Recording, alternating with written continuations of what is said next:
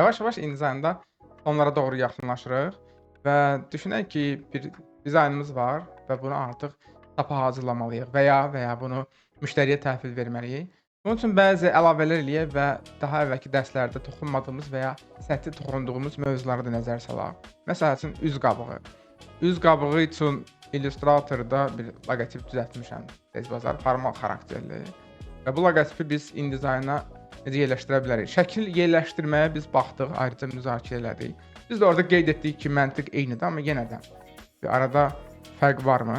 Biz çox sadə, əgər gradient pattern ya da çox detallı hansısa vektor effektlər verilməyibsə, o faylı, o obyekti rahatlıqla copy-paste məntiqi ilə ata bilərik bura.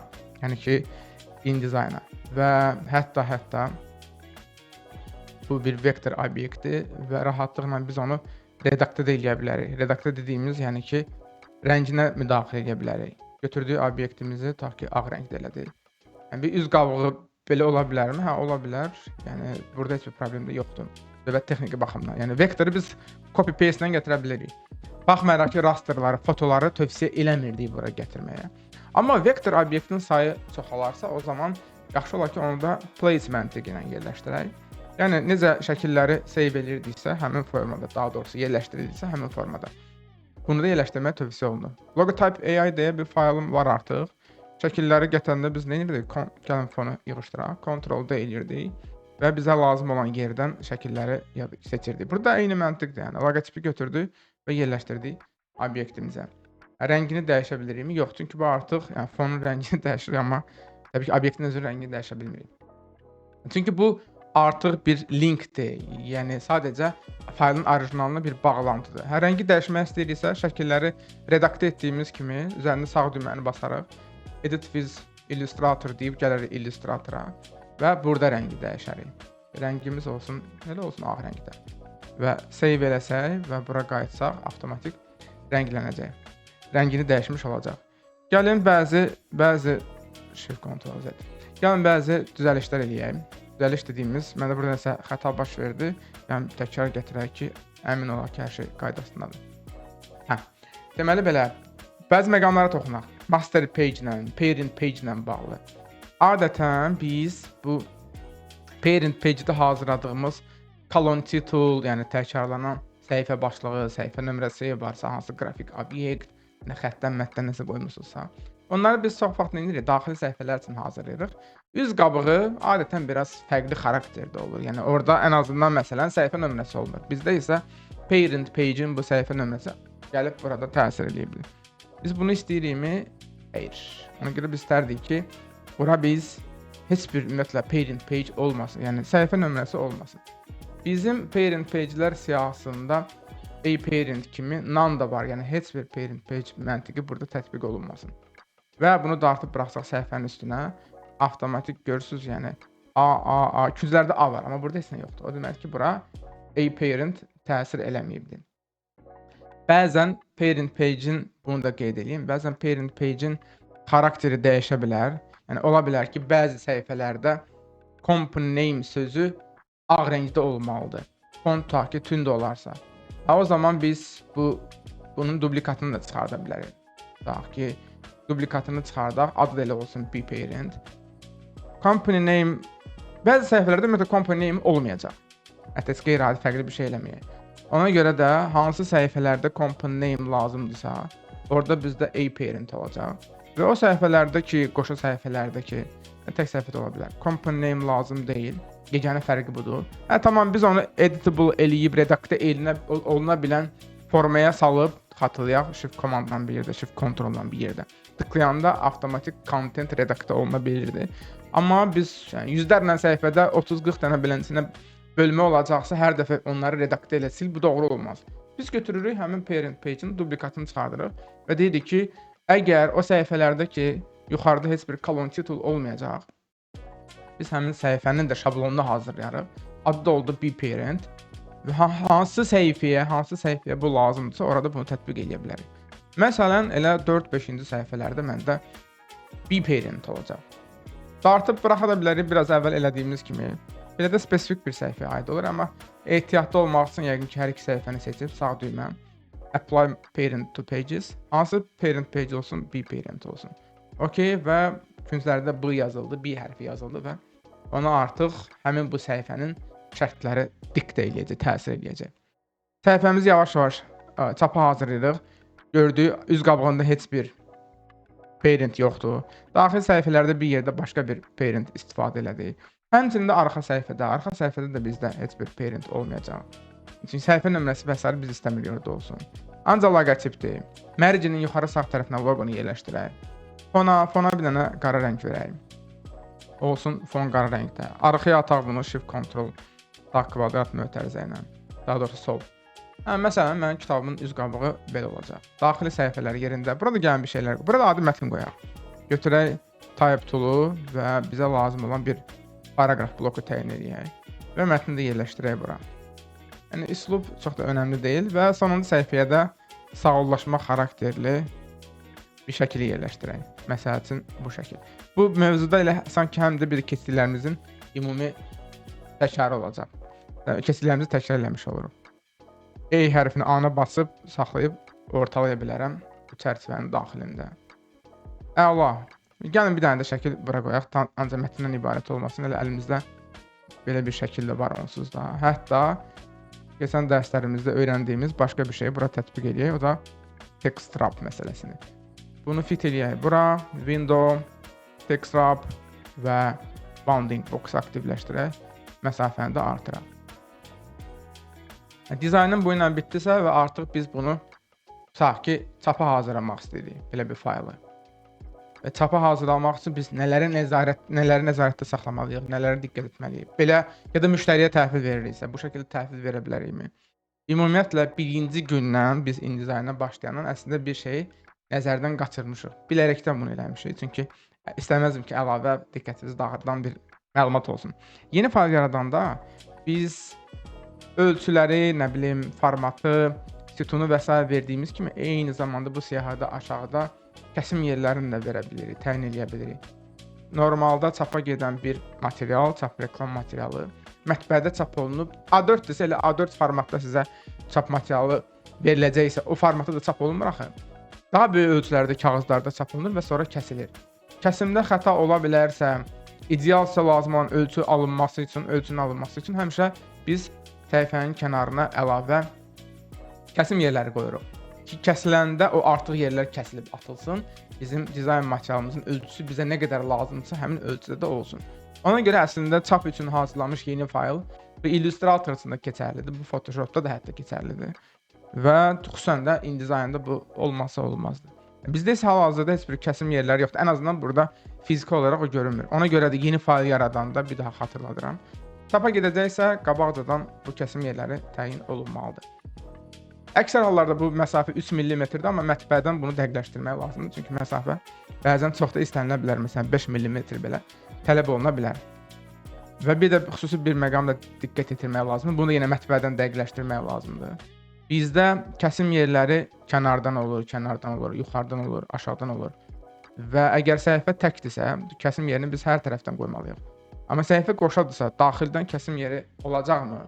Daxil kəsilmir səhifə, qoşa səhifə kimi olur. Dəftər vərəqlərini xatırlayın, qoşa səhifələri. O daxildən kəsilmir.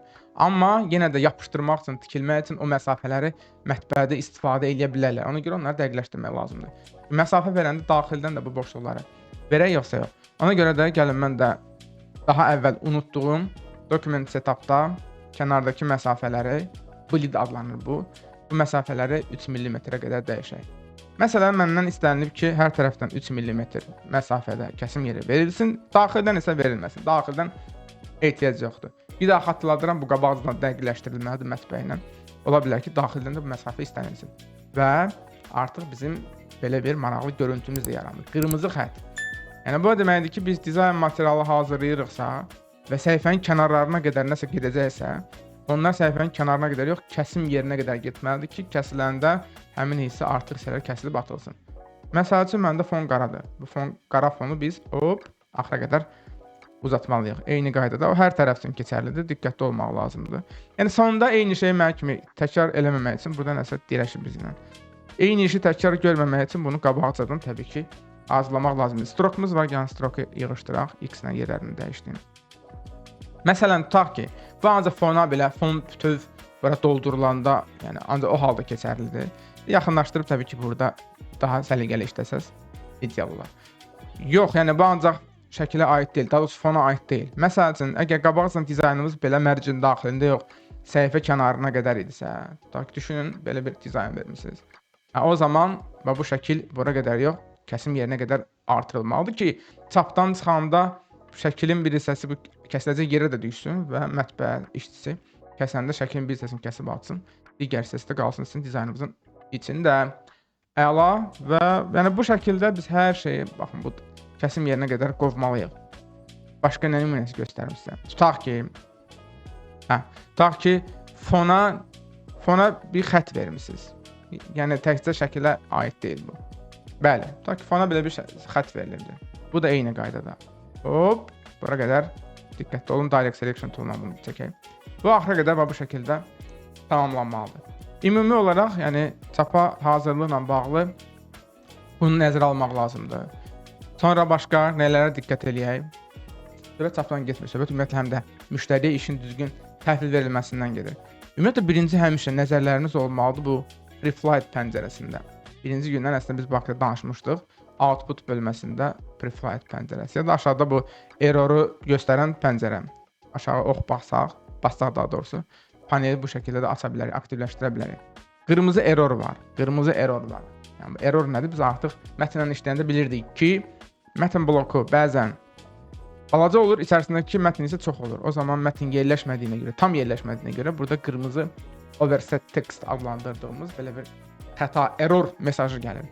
Yəni sizə xəbərdarlıq edir ki, biləsiniz ki, müştərinin verdiyi mətnin bəzi hissəsi qalıb bu dəqiqə buralarda bir yerdə. Bu səhv xətanın sayı çox da ola bilər. Məsələn, gəlin burada da bir dənə süni şəkildə bir xəta yaradaq. Avtomatik 2 dənə xəta var və hər birinin də səhifə nömrəsində sizə qeyd eləyir. Bu nömrələrin üzərində tıklayanda biz gedirik həmin səhifəyə. 2 dəfə tıklasaq, avtomatik lazım olan qabaritləri alacaq. 2 dəfə tıklasaq, lazım olan qabaritləri alacaq. Təbii ki, belə eləmək olmaz. Müştərinin verdiyi mətnin bir hissəsini silib ata bilmərik. Bizdə indi demo content olduğuna görə mən silib atıram ki, yaşıl işıq yansın. Svetoforun yaşıl işığı yandı. Yəni artıq növbəti mərhələyə addım ata bilərsən. Preflight-la bəlkə də işimizi burada bitirək. Və əgər şəkillərlə bağlıdır, hansı xətalar ola bilər, onların üzərindən keçmişik, ona görə o məsələyə artıq qayıdıb toxunmayacağam. Və artıq müştəriyə biz bu şəkildə təhvil verə bilərik öz işimizi. Biz müştəriyə işi təhvil vermək üçün ağlımıza gələn iki variant nədir? Gedərik, bizə lazım olan faylımızın adı nədir? Grid.in deyilir. Yəni grid faylını göndərək müştəriyə, ala bu sənin final faylın, pulumu ver, yox belə olmur. Biz şəkilləri də göndərməliyik. İstifadə olunan vektor obyektlər varsa onları da göndərməliyik. Tamam, mən burada əvvəlcədən hər şeyi bir folderin içinə yığmışam. Amma düşünün, sizin folderinizin, yəni bu şəkildə sistemli deyil sizdə.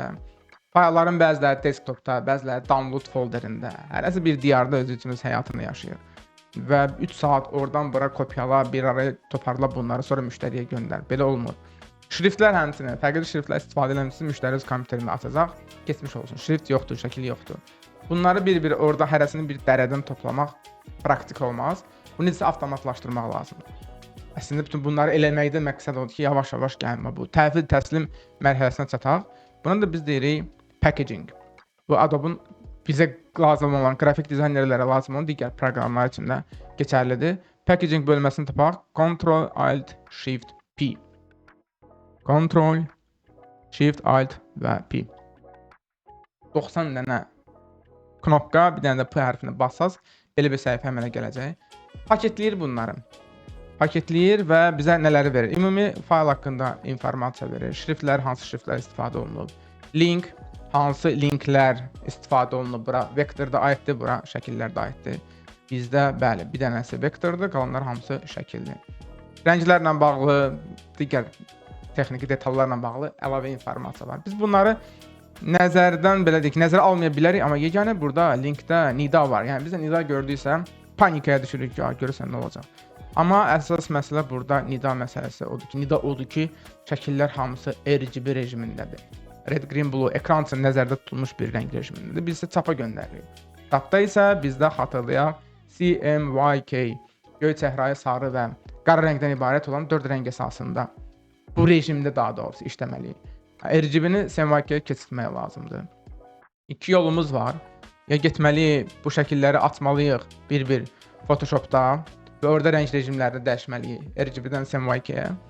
Ya da burada RGB saxlayıb çapa göndərəcəyimiz faylı avtomatik CMYK-yə keçirtməliyik. Əksər hallarda yəqin ki, bu ikinci variantdan daha çox istifadə edərik. Bunu artıq növbəti dərsdə izah edərik. Ona görə də gəlin bir an öncə keçək packaging məsələsinə. Package knopkasına, buttonunu basaq. Faylı hara save eləmişdiksə, həmin yerdə də şəkillərlə bağlı hissəyə bunu save eləmək istəyir. Daha doğrusu InDesign folderinə elə bizim bu ümumi paketi save eləyək. Aşağıda bir çox funksiyalar var, onların da qabağına quş qoyulub. Yəni şriftləri bura kopyalasın, link olan bağlantılı şəkildə istifadə olunmuş şəkilləri bura yerləşdirsin və eyni zamanda InDesign'da faylı save eləmək mövzusunda xatırlayırsınızsa demişdik ki, köhnə versiyalar, çünki köhnə versiyalı InDesign'ı istifadə eləyir. Bizim ən son versiyada hazırladığımız faylı o aça bilməyəcək. Ona görə də onlara IDML deyə bir fayl tipi lazımdır. Onu avtomatik bura əlavə edəcəyik. Bizim hətta PDF formatlı, çap üçün yarayacaq PDF formatlı faylımızı da avtomatik bura daxil edə bilərik. Mən hələlik gəlin bunu götürüm. Çünki PDF mövzusunda növbəti dəfə danışacağıq sizinlə. Amma əgər o mövzunu belə bilsəydik, biz bunu aktivləşdirib bizə lazım olan hansısa şablonu da buradan götürə bilərdik. Amma PDF-i əlavə özümüz əllə qoyarıq, heç bir problem yoxdur. Bütün bunlardan sonra package elədiyimiz anda burada bəzi xəbərdarlıqlar verəcək. Yəni bunu hətta nəzərə də almaya bilərsiniz. OK elədikdən sonra, OK basdıqdan sonra proses aynı baş verdi və bizə lazım olan folderə getsək, görürük ki, həmin o folderin içərisində əlavə faylımızın adı ilə adlandırılmış grid folder deyilən bir papka yaradıldı, folder yaradıldı. İçəri daxil olsaq görürük ki, sistemli şəkildə bizi burada InDesign faylı gözləyir, bizi burada IDML faylı gözləyir, bizi burada linklər gözləyir, hansı ki, içərisində şəkillər də var, logotip də var, vektor da var və bir də dizaynda istifadə olunmuş şriftlər də gözləyir. Onu da qeyd edim ki, Adobe fontdan əgər şriftlər istifadə edirsinizsə, o Adobe fontlar bura düşməyəcək, çünki o ancaq online'dır, cloud üzərindəndir. Və artıq siz yəni bu faylı çox rahatlıqla bir zip formata çevirib müştəriyə göndərə bilərsiniz. Təbii ki, buna da normal ad vermək şərti ilə, ta ki read master files. Yəni bu faylı göndərsiniz müştəriyə, içərisində ona lazım olan və düzgün işləmək üçün yəni onun ehtiyacı olacağı bütün faylları, bütün şəkilləri, təsvirləri və şriftləri, yəni o folderin içərisində yerləşdirmiş olacaqsınız. Bunu biz hal-hazırda burada görə bilirik. Bir yeni fayl yaradandan sonra unutmuşuqsa, sonradan kəsim yerlərini əlavə eləməyi, bu kəsim yerlərinə şəkilləri, qrafik obyektləri, fonu və s. daşdırmağı, yəni biz sanki daşdırırıq, səhifənin özündən daşır çıxır kənara ki, sonra orada kəsilib atılsın. Ona görə çox vaxt buna bu metafora kimi daşma sözündən də istifadə olunur. Başqa nələrə nəzər saldıq? Eyni zamanda biz bu dərsdə həmçinin master page'lərlə işləməyi, parent page'lərlə işləməyi də təkrar elədik. Əslində bunu mən çalışam ki, bir neçə dəfə təkrar edeyim, çünki biraz çətin gələ bilir bu başlıq, amma əslində görsə elə də çətin bir şey deyil. Alternativ parent page'lər yaratmaq, bəzən heç bir parent page'dən istifadə etməmək tipli mövzulara nəzər saldıq. Həmçinin Illustratorda hazırlanmış bir vektor faylı place və copy paste ilə necə gətirmək olar, onlara nəzər saldıq. Məncə çox faydalı mövzu oldu. Yenə də əlavə sual varsa, texniki proseslə müştəriyə təhvil təslim prosesi ilə bağlı nəsə suallar varsa da şərhlər bölməsində bu sualları yazmağı unutmayın ya da bizə sistemli, ətraflı mail göndərməyi unutmayın. Növbəti dərsdə çap üçün işə yarayacaq PDF faylı necə hazırlamaq olar, o dərsdə görüşənə qədər hələlik.